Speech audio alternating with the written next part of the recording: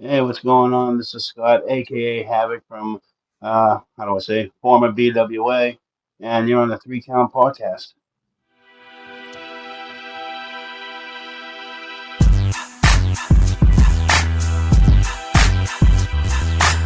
Welcome everyone to another great edition of the Three Count Podcast presents Now Inch Ring, and I'm your host, Clifford the Red Dog Miller, the man that leads you up that mountain called wrestling.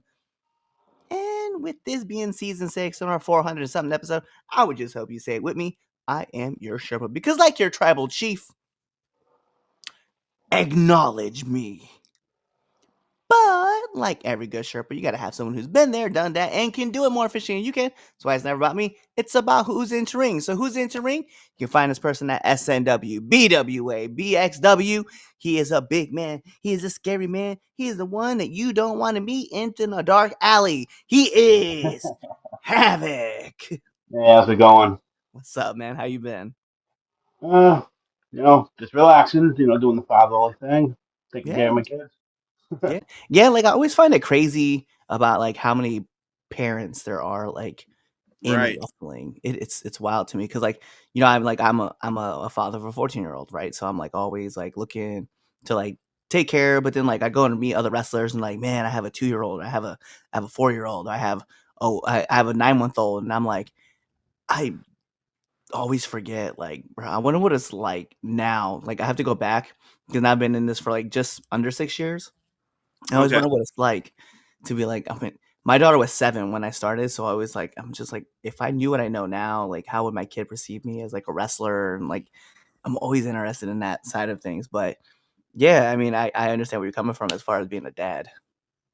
Oh yeah, well, I got a 20-year-old and I have an 18-year-old that a lot of people met, and he wants to follow in my footsteps. I did start wrestling with Joe back in like I'll say like it was '98 and '99. It was when Kill Kowalski's used to be in Malden. It Hmm. was his old building. Joe used to rent out the ring there, and we went under the flag of BXW, and it was pretty cool. It was pretty cool. I mean, bunch of friends getting together, but we're learning how to take bumps and things like that. That was also great.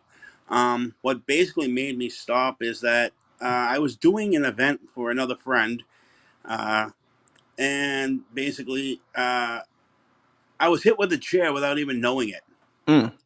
Like it wasn't even part of the match or anything else like that. Person just grabbed the chair and spun me around and basically hit me in the head, and my head went down like an accordion. Oof. So yeah, so I got actually taken out of there by a stretcher, believe it or not. And right there, that was just I was scared after that. Yeah. So I basically just I didn't want to go back at first. So I went down another route and became a parent. I had my first kid in uh, 2000, 2004. Yeah, Okay. and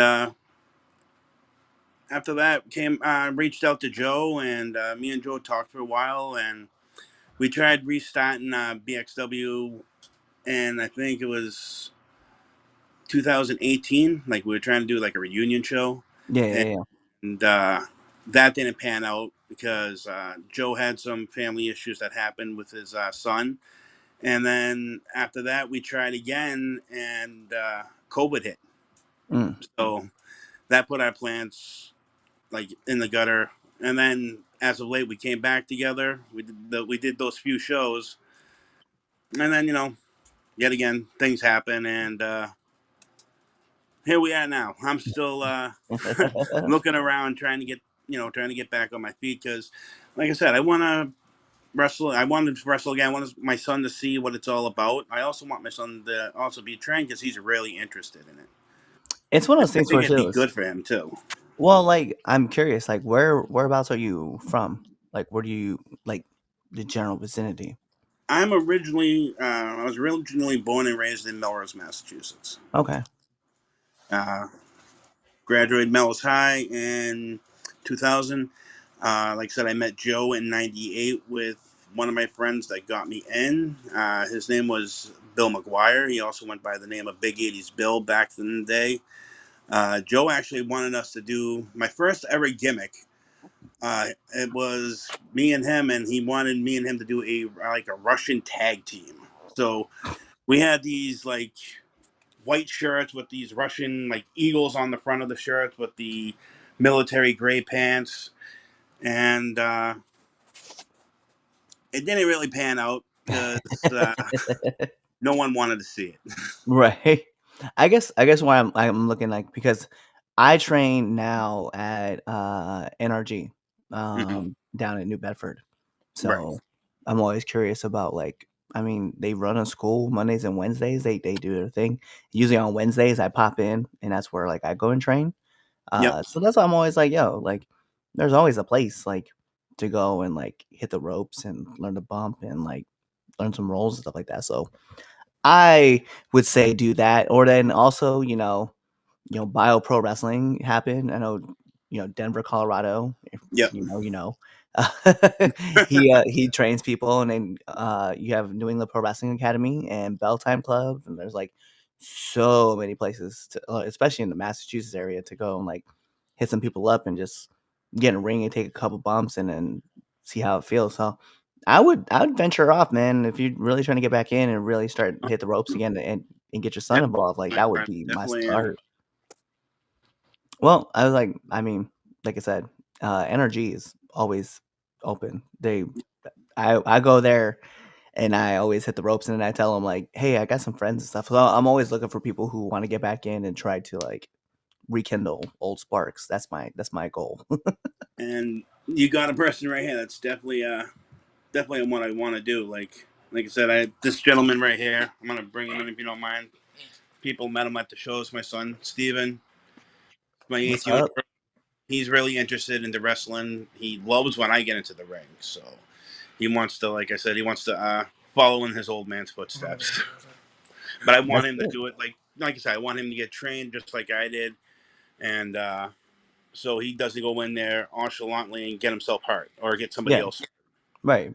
I mean, that's the ultimate thing. I think when people like got to pay attention to like wrestling, like even though we like refer to it as like a dance, though, you got to be safe with your dance partner. Like you just can't. The whole goal is to like be able to go home and see your family as less injured as you would be if you weren't. Oh, nope, you took the words right out of my mouth, my Yeah, friend. I was like, taking bumps suck. Like they still suck. It doesn't matter how.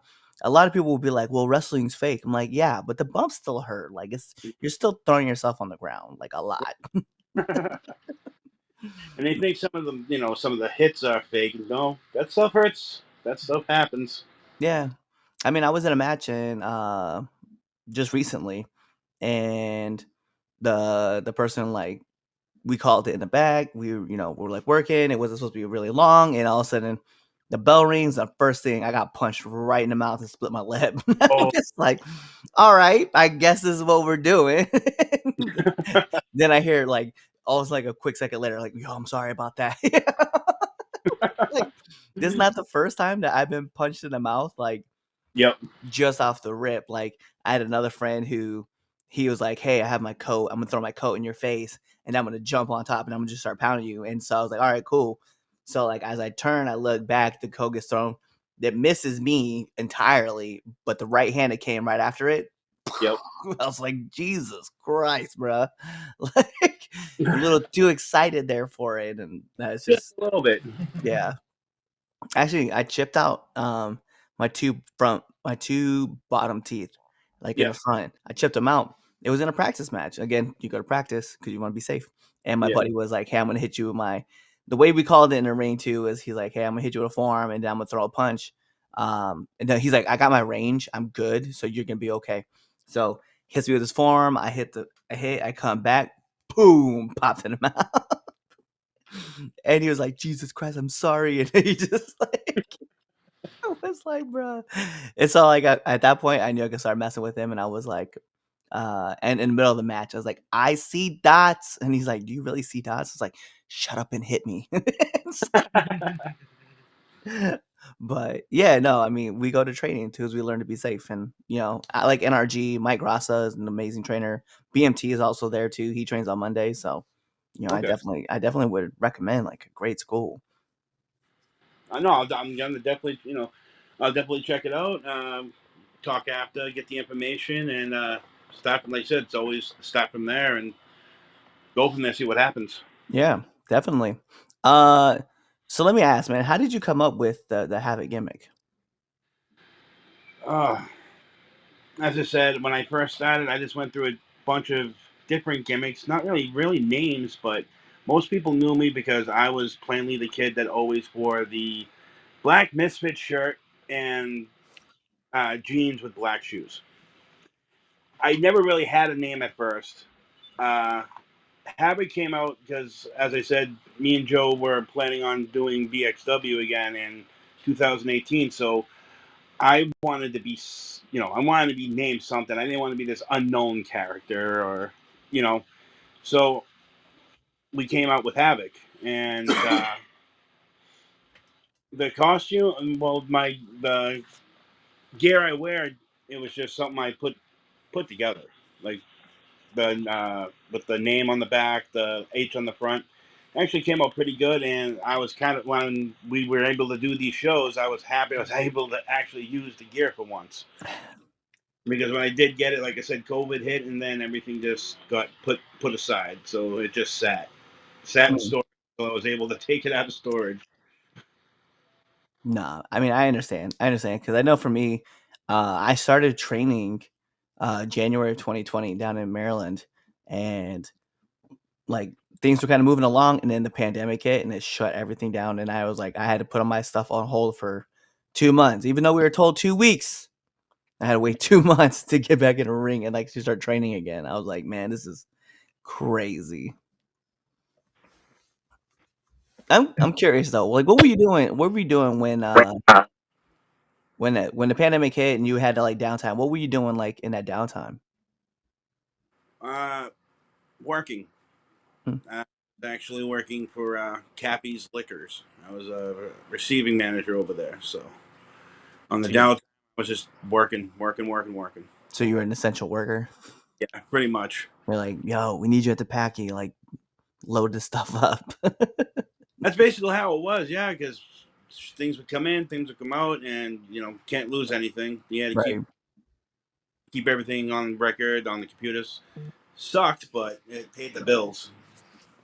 No, I definitely understand. Okay, so we talked about the chair shot. It's one of my questions I like asking people. Is like, what's the worst bump you've taken? But I'm assuming the chair shot was probably the worst bump you've taken. Uh, Chair shot is, I will say, the second worst thing I've taken. The first worst thing I've taken was we were in a battle royal, and at the old Kowalski's, they have these old fans that are on the floor, like the floor fans. Yep. And I got thrown over the rope. Now, Kowalski's, the old Kowalski school, they had the big ring, so it wasn't the little small rings that we are using nowadays. I get thrown over the top, and my whole back goes right through that fan while it was on. Mm, So, and that sucked, and it yeah. hurt. Yeah, I could imagine that would hurt. Yeah. Well, listen, it's funny because like, what do you like? I guess what I'm looking at now too is like, I know your son's like wanting to get into the business and stuff and wants to like follow in your footsteps. Yeah. I guess like, what are the things that you're like hoping to see him progress in when you're like being an outside viewer trying to? Are you like also trying to get in to like start learning again too? Like, what's the 100% yes, because I know, like I said, I've had a big time gap from back then till now. So me getting back into it this year, yeah, of course, there's ring rust, as people would call it, and I 100% agree. And I also agree with everybody, including yourself, that I should get back into some type of school and relearn the bumps, get back into it, and go from there. My goal is to just, like I said, get me and him into it. I want to do it for as long as I can. I mean, I'm 42 years old now, so I know I don't have that much of a time, as I would call it, but what little time I have, I want to do it. What I do, what I love the most to do, is that's to wrestle. It's funny because I'm 40. Like, I turned 40 in September. So I'm like, yeah, I know that For me too, I talk about it with my wife too, where I was like, listen, like I started in the business when I was 35, like taking my first bumps and stuff like that. And I was like, listen, I know that I don't have a lot of time in this. I have like 10 years, but this is something that I've always wanted to do, and I'm going to chase it and I'm going to do it. And, if at the age of 45, I'm still, having fun bumping around, I may hang around for a couple years longer, or I may just be like, you know what? We're good. We're good. We did it. We gave it the college try. We hung in there for a decade, and by God, I'm getting out. All right. That's Well, basically, like I said, that's basically my goal, is do it as long as I can, and then once it's time for me to call it quits, basically be by this kid's corner and help him out, be his manager or his supporter, whatever yeah. I can do. Yeah, as a matter of fact, that shirt right there is the same exact shirt I used to wear all the time in the ring. I had no gear, just a plain black Misfit shirt, blue jeans. And I came to the show like that too. Yeah, he came to that show the same way, and that's how the Bayside long remembered jeans who I in. was, because I remember Bayside from a long time ago. Me and Bayside I used to do a couple of shows with Bayside, and it was actually at his event is when that chair shot happened. Mm. But back then, I remember Bayside, before he was even Bayside, he was doing this other gimmick. We had like a box of Lucky Charms, and he used to wear a green hat. So, oh yeah. I'm gonna make fun of him. I'm gonna tell him that he needs to bring that back. Just one time, one show. Like, that's gonna be great. Yeah. Yo, all right. So let me take this over to one of my favorite parts of this show, which is the 3 count podcast, 10 count questions. And here's how it works. I'm gonna fire off 10 questions at you rapid fast, right? So whatever your answer is, that's your answer. Oh shit. Okay. Oh. Okay. You're fine. Yeah, you can curse on the show too. Oh, I, okay. I have yet to figure out why people think that that's not a thing that you I can do, but I guess get it. like a parent thing and also being a respectful thing. Yeah, no, I understand. All right, so we're gonna put on an imaginary timer for added pressure. Bing! And in the words of my favorite commentator, Mike Goldberg, here we go. SmackDown or Raw? SmackDown. Favorite movie? Clerks 3. I just watched that for the first time. Unbelievably sad. Yeah. But it's like, Have you seen the first two? absolutely, I love the first two. Yes. I know the whole Kevin Smith universe. Like, that's yeah. Marvel or DC? Oh, Marvel. Favorite cartoon? Oh. Well, you know what? I'm like a 90s kid. I'm going to say it. Power Rangers. It's a great one. Apple or Android? Apple. Let's go. Favorite TV show? It's not on anymore, but it was Sons of Anarchy. It's a good show. Waffles or pancakes? Pancakes. Favorite podcast? The 3 count. That's Podcast. right. Y'all can follow it right there. Okay, you see the you see the handles. Nominate one person that you want to see on this podcast. Well, we were just talking about him, so I would like to see Bayside on here. You know what? You're the fourth person that's nominated that guy. I've been telling him, like, you need to be on the show. And last but not least, my favorite question to ask every single person that comes on this show: favorite curse word? Fuck. Yeah. I was like, it's gotta be, man. It's like it's just a simple word to use, and I love it for all the things I could do. Yep. Yo, but those are all my questions and stuff for you. So the Yep. last thing I want you to do is to let our listeners and our viewers know where they can find you. They can find me. They can find me on Facebook under my name, Scott Solesky. There you go. Well, he gave you his handles. He told you where you can find him. So you know what that means. Like every great part of a wrestling match, we got to take this home. Because this is the 3 Count Podcast presents Now Entering, and I'm your host, Clifford Red Dog Miller, the man that leads you out that mountain called wrestling. And like every great show, it's never about me. It's about who's entering. So who's entering? You see him right there. Scott himself, a.k.a. Havoc. You guys know what to do. Tune in to the next episode and be there. Or you're legitimately follow us on all of our social media platforms. You're subscribed to our YouTube channel. You even follow us on Spotify.